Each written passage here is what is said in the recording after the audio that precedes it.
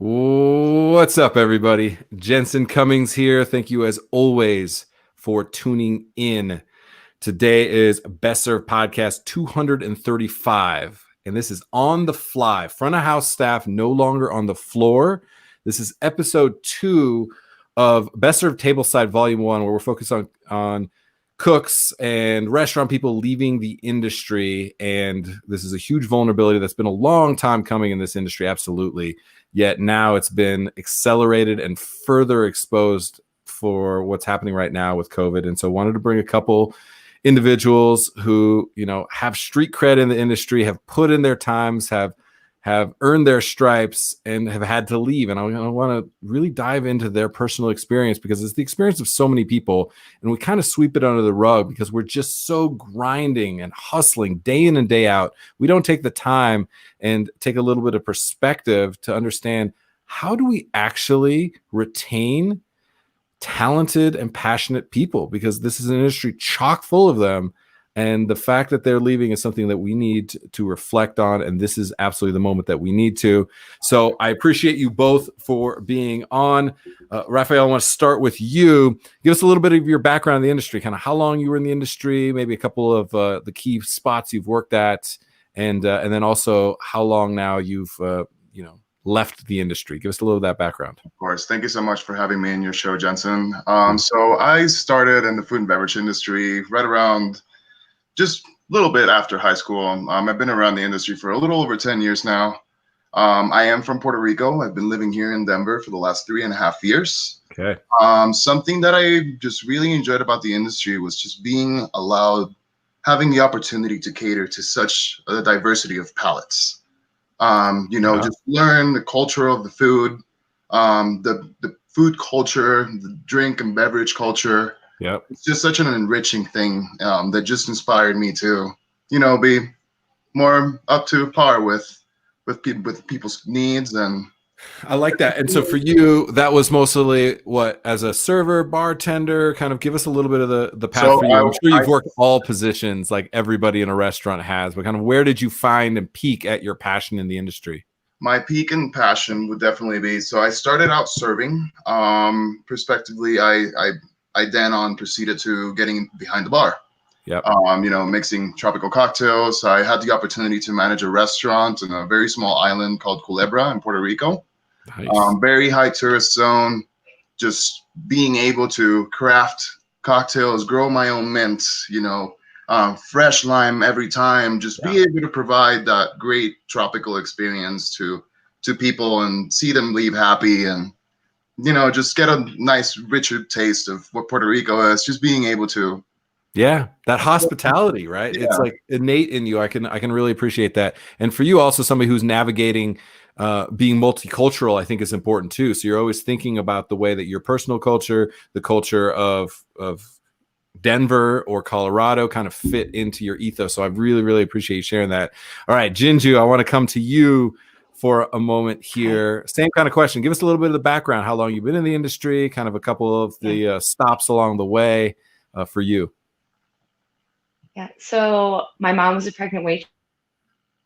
I've been in this literally from the womb to the tomb.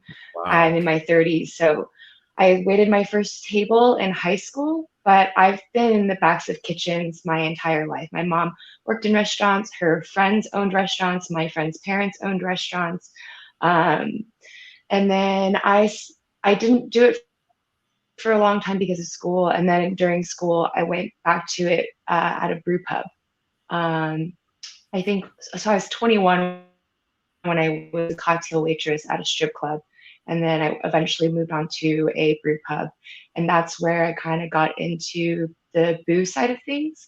Because beer is just pre-whiskey. So it was natural for me to go into whiskey after that. So I've been bartending for the last 6 or 7 years. And when COVID happened, I was the beverage director of a small brand consulting company. And so I'm back in it now because it's just how I can make ends meet until I move back to Texas to go back to school. I got tired of people telling me I needed to tone it down, rein it in, water myself down in order to fit people's like idea of what you're supposed to be. Like you're supposed to put this mask on and act like you're not affected by like people being shitty. So I'm going to go back to school, go to law school, and get paid way more money to just be a fucking asshole. Right. Get paid to do that versus you getting written up for doing that. I appreciate that. I want to stay on that. And I know, Rafael, I saw your reaction just like mine. I think it's something that we know. It may be authentic, yet we always put on a facade. It is part of it. Smile, it's part of your uniform. All of these things, like we're there to create this experience for the guest. And so often we leave nothing for ourselves.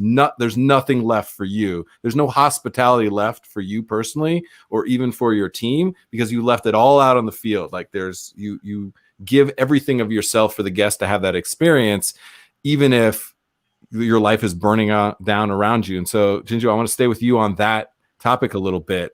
You know, you're now leaving the industry completely. So somebody who literally from the womb to the tomb is leaving. And this is the vulnerability I want to touch on.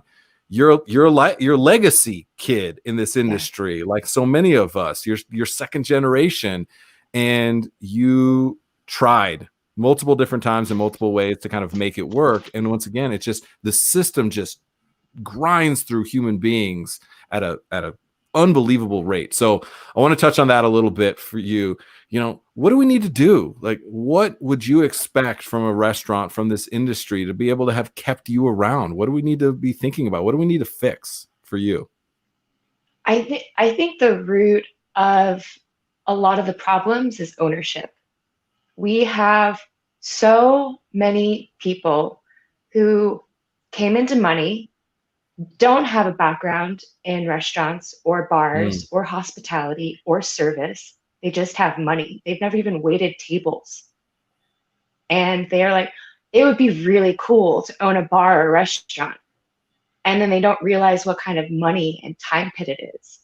And then they bring on these veterans who have decades of experience on them. And they ask them, what do I need to do to like make this work? And so these people they hire as managers, as their executive chefs, as their opening teams. They're like, we need X, Y, and Z. And the owner's like, I'm going to give you X. Right. And I'm going to give you a fraction of the time to do it and way less staff to do it with. And then I'm going to be like, why are you fucking up? Yes. So we needed to change who's owning these places. So where I'm working now, I'm working for an immigrant woman whose children help her run the restaurant. And it's mostly staffed by immigrants. And I believe in what I'm doing. Like I believe in who I work for. And that was the biggest change for me. That's making it bearable at this moment. Yeah, I completely understand that. It's such a struggle with the industry because our ability to take anybody in and be inclusive, and anybody can jump in and become a part of a restaurant, is one of the strengths. It also has people think it's easy. They're like, anybody can do it. Like, look at these high school dropouts. Look at these delinquents. Look at these, alcoholics. Look at these, Island of Misfit Toys, the Band of Rebels, the Pirates on the Pirate Ship. All of that is absolutely true. Yet the level of professionalism that potentially can be learned in restaurants. And one of the things you said is they've never even waited tables. I absolutely think there should be, in our society, compulsory working in restaurants. You learn more about capitalism and economics. You learn more about working with a team. You learn more about conflict resolution and problem solving. You learn more about how to get beat up and pick yourself back up. So I love your reactions. I really appreciate it. We need more people need to understand what it takes to work in restaurants, because every time you see somebody when you're in a restaurant or you're working in a restaurant that's just being an asshole to somebody, they did not work in a restaurant. They do not get what that person is going through, how they are putting on that facade to make sure you have the best time that you possibly can. And then you're just shitting in their cereal. Like, it's not okay. And it is the reality that so many people deal with. So I really appreciate that. And actually we had a third guest who just arrived. Therese, I want to bring you in. Therese, how's it going? Hi, how you guys doing?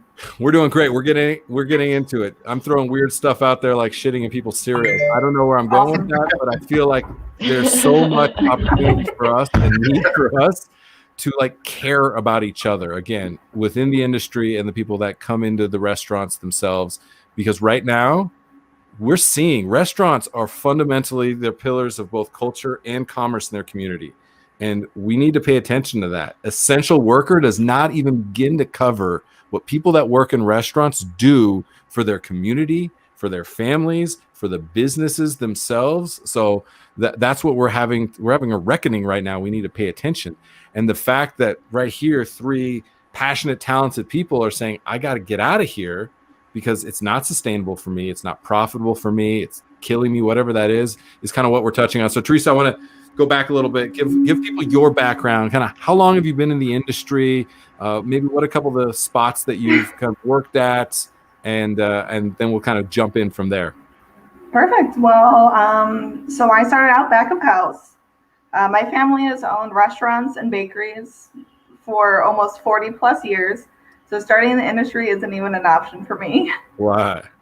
Graduated from culinary school 2015, moved to Hawaii. I had a food truck in Hawaii at 21 years old. I think I started running things. Uh-huh. Went to South Carolina, worked at this bomb-ass Mediterranean restaurant. I think that was the most appreciated as a cook I've ever been. Wow. Love it. Came back to St. Louis, worked in some 5-star places, some amazing, amazing places here. And then got my big break when I was 24 for the Niche Group. Shout out to the Niche Group for literally being the greatest restaurant group in the Midwest. Yeah. Beth Healthcare I've ever had. And they started me as an assistant GM. And at this point, I never served a table. I've caught it on that little part. I've never been front of house before that. And they took a chance on me. After I love that. And so, yeah. So I want to touch on that because that's an interesting thing. A lot of people have started back of house, and then one of the things that we're touching on in this whole series and everything that we do at Best Served is the inequity in the whole system being so broken. Tipping being a very broken system where I control your financial destiny and people hold that over you. And I see the reactions. On the flip side, the ability for somebody in the kitchen to actually be able to maintain a life is financially not feasible. So there's inequity with, how much you can make in front of house versus back of house. All of these inequalities are baked into the system, and we just take them for, that's just the way it is. What kind of industry builds themselves around 65% of restaurants closing in the first year, 73% of people leaving? The turnover rate is that high. It's just like, it's crazy, but we keep grinding because that's all that we know. And that's what I think has been exposed right now. All of us had some time. We were forced to take a step back and not work and not just hustle and grind and go, what is important to me? And a lot of people are leaving the industry because of that. So I want to get into that a little bit deeper. Rafael, I want to come to you now, kind of that point. So leaving the industry, obviously for you, it's a really, really difficult type of situation and decision for you, because I can tell you've been in it since high school. It's what you know. It's who you are. It's a part of your DNA now. Talk us through that. What's that decision-making process like for you to decide, I can't keep doing this anymore? So it all began.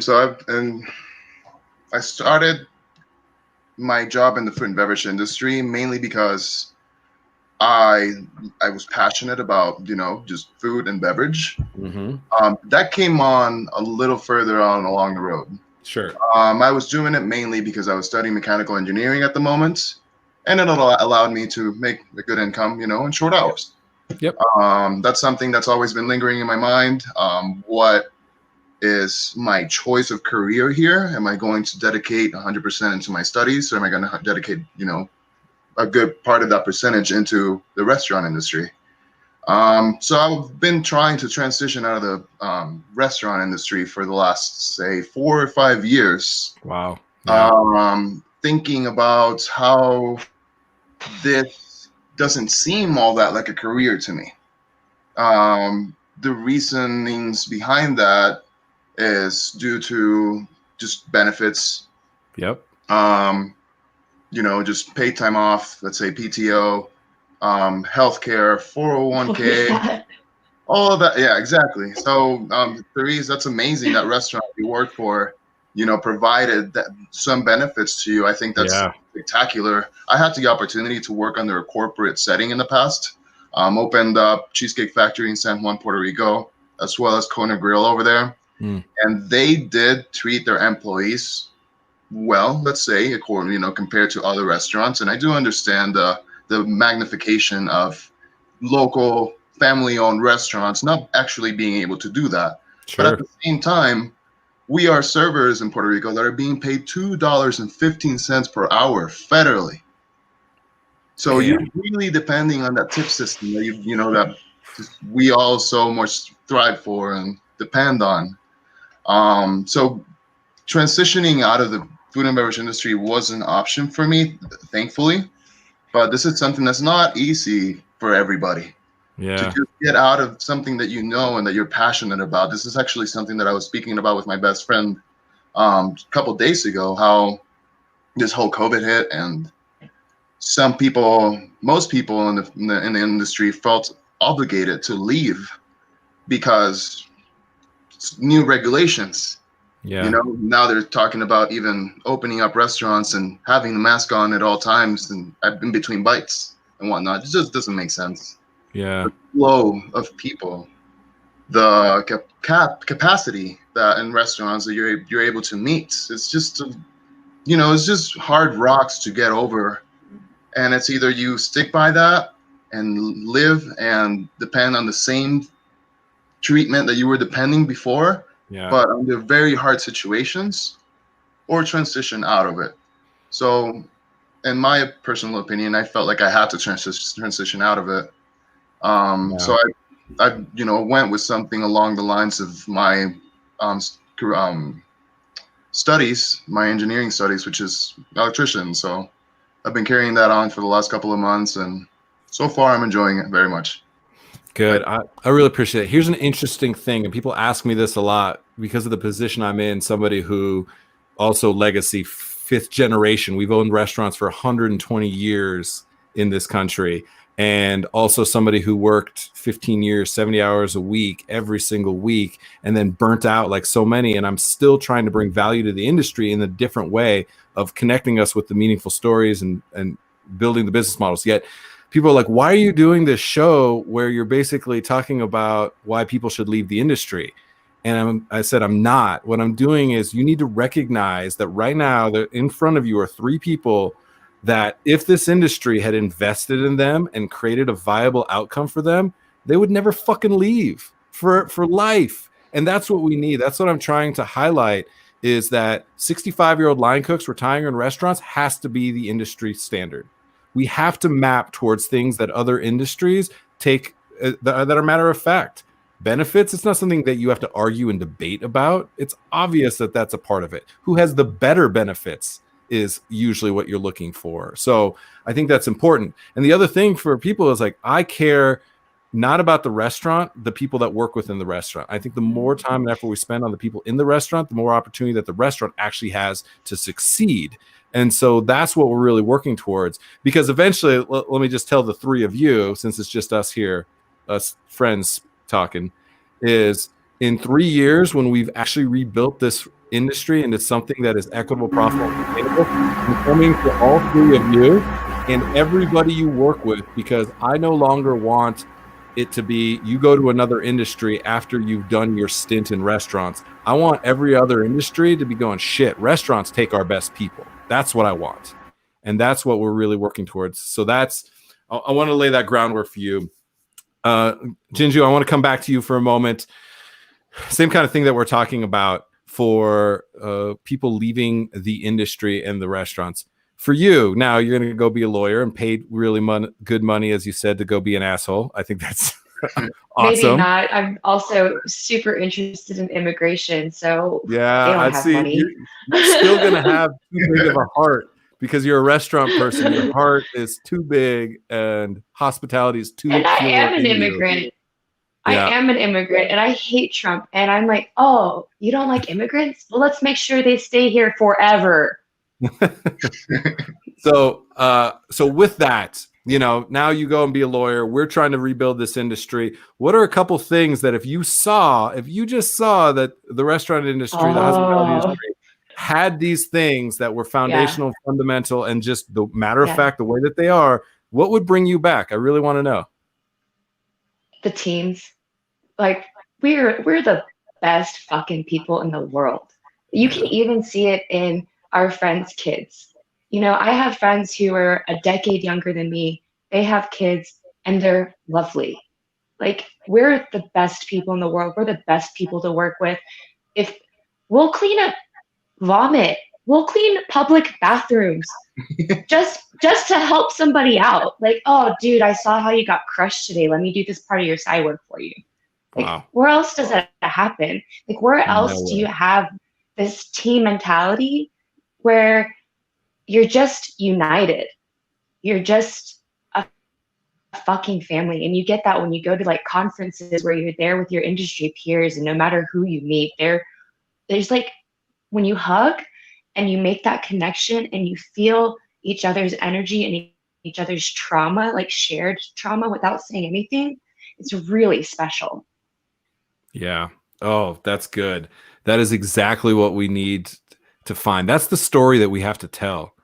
It can't just be about the food and the drink. Everybody has food and drink, yet nobody else has Teresa, Rafael, and Jinju. Like, that's the power that restaurants create. And that's what we're really, really trying to build towards. You hear it on the show all the time. Unsung Hospitality Heroes. The people in the trenches, there's tens of millions of them that actually make this a possibility, that make this the number 2 or 3 driver of economics in the country, the number 2 or 3 employer of people in the country. These are the realities of an industry that then now, it breaks my heart, are losing 3 super talented, passionate people, which is clear to me. So we got work to do, people. Teresa, I want to come to you, kind of same line of thinking. The industry is vulnerable. We clearly cannot keep the best of us. We have to be better. We have to create a new opportunity for this model. What do you need to see? What do you hope that we can build into the future that has, you mentioned you're a legacy kid as well. There's multiple of us here. And a lot of us are like, I don't want my kids in this. How do we create for the next generation that we create that model that is sustainable for people that work in the industry? So a lot of it is the pay. My passion is back of house. I don't want to go management. I'm good at it. Don't get me wrong. I'm a very fair boss, but I wanted to cook. I wanted to show my passion. I wanted to be a part of something and something special, because line cooks, they're dirty, nasty fucks, but they are the greatest people you'll ever meet. Yes. Let's go. I started off at $8 an hour, working 60 to 70-hour weeks for country clubs. Yep, 19 years old. Sorry if you can hear that. I'm still technically at my desk. Yeah. I would like to see if my children, my 4-year-old decides he wants to be a chef, like his mommy and his grandpa and his grandma. I want to see him treated fairly, being able to have that healthcare, being able to support himself without relying on the government, who, let's be honest, can't do much in these situations for the restaurant workers, because they don't have the healthcare. They either make too much money so they can't get government, or not enough money and still don't get approved because they work enough hours. Yeah. Oh. And on top of that, the way that we're treated from everyday people. Treat us better. We are not here for you to bitch at and be mean to and demean us. Trust me, we've all been there. I know we have. We wouldn't be here if we weren't. Yeah. Just treat us better. We're people, and we will literally give you pretty much whatever you want if you're just nice to us. No, I'm not gonna freaking cut your steak up for you when you're 25 years old and it's well done, mind you. Everyone's been asked to do that, though. Yeah. Can you cut this cake for me? And then they get pissed when there's a cake cutting fee, right? Right. Yeah. Just be nice. Understand that we're just trying to make a living, and we have bad days too, and we put that aside to make sure your day's better. I just want to be treated better every day. That's it. We need to treat ourselves better. We need to treat each other better. We need to create an industry that it's matter of fact the way that we treat humans, right? We have to invest in our most valuable asset. It's our people. It's not your kitchen equipment. It's not the shit on the walls. It's not the banquettes or the tables or the cool light fixtures that were reclaimed from the Titanic. Nobody cares about any of that stuff. Yet we spend so much time, effort, and money on those things and then go, cool, I'll pay you $11 an hour. For what? You know, like we just have our priorities completely twisted. And as somebody who's been an owner, I did too. Like the system just beats the crap out of you where you think that that's normal. You just start to respond in a way that you think, well, look, other people have succeeded in that way. I must do that. And every single time as a leader, every time I succeed, it's because I treat my people with the utmost, that my job to hold space, to empower them to be the best versions of themselves. And every time that I've failed, it's binary. Every time I've failed, it's because I take people for granted and think they're lucky to work for me. Why? Because somebody wrote about me? Like, it's bull. Yet we feed into that all the time. So I really appreciate that. I want to just give you each a moment. Thank you. First of all, thank you to all three of you for sharing, for being honest and vulnerable and real in this moment, because I know it's so difficult, and I appreciate that. And all three of you, very eloquent and well-spoken. I'm grateful for that as well. We've got lots of good sound bites from this episode, but I want to come to each of you and give you an opportunity. Just last thoughts. Rafael, I'll start with you. Last thoughts. What for you, kind of takeaways from this? What are you hoping? Well, I just really hope that we can blow away this dark cloud that's above us at the moment. I do wish that I was able to go back into the food and beverage industry eventually, when hopefully things get back to normal. Hopefully better than normal. Never go back to normal, right? Better than normal. Hopefully this that you're doing here, Jensen, really gets, ears in and hearts out. Just make a change in the industry for the sake of all of us, for the sake of young, talented, passionate professionals that if it be, their lifelong dream to be a chef, as Therese was saying, like, may be an amazing feat to follow back through, support this crippled industry. Just make the best of it any way that we can. Hopefully benefits come along the way with that package too. Yeah, definitely. That's a must. Like, I feel like that should be a normal thing. It has to be. It's unbelievable how they expect us to just get by, day to day without a thought of it to be, in that sense, professional manner, to have basic necessities like these that we all need. Rafael, I really appreciate that. And here's the other side of that equation. If you're an owner-operator of a small location, I understand you can't afford that. I completely understand that, because every other industry that feeds into that's a pass-through for the restaurant business, which is another strength of the restaurant business, we take other people's products and amplify their worth, right? And that's a huge thing that the restaurant industry does that many industries cannot do. Yet, so much like the 112 companies that you work with that make up every line item in your budget, they all recognize now they have to invest in restaurants. And so the cost to restaurants, we need to have that conversation as well. And we definitely are, because I get it. When you've paid for everything else, you have no money left to pay your people enough money and to give them benefits. Yet you are questioning why they need that, or saying, well, they're not going to stick around long enough and it's not worth it for me to do that. Why are we asking the questions of what we're paying for rent, what we paid for those stupid light fixtures from the Titanic, what we paid for everything else, and at the end there's this tiny slice, and we think that there's not enough for the 18-year-old kid, and where they're just lucky to have a job. It's just not okay. So appreciate you pointing that out. Jinju, for you, again, last thoughts, parting shots. What do you got for us? I know this is really messed up to say, but I'm pretty happy to see all of this toxic, fucked up shit just burn the fuck down. It's real. I mean, that's real. Like, you guys built this horrible system where you abused us and treated us like children, And when we reacted, you were like, well, maybe you're just not cut out for this business. Yeah. Like, Yep. fine.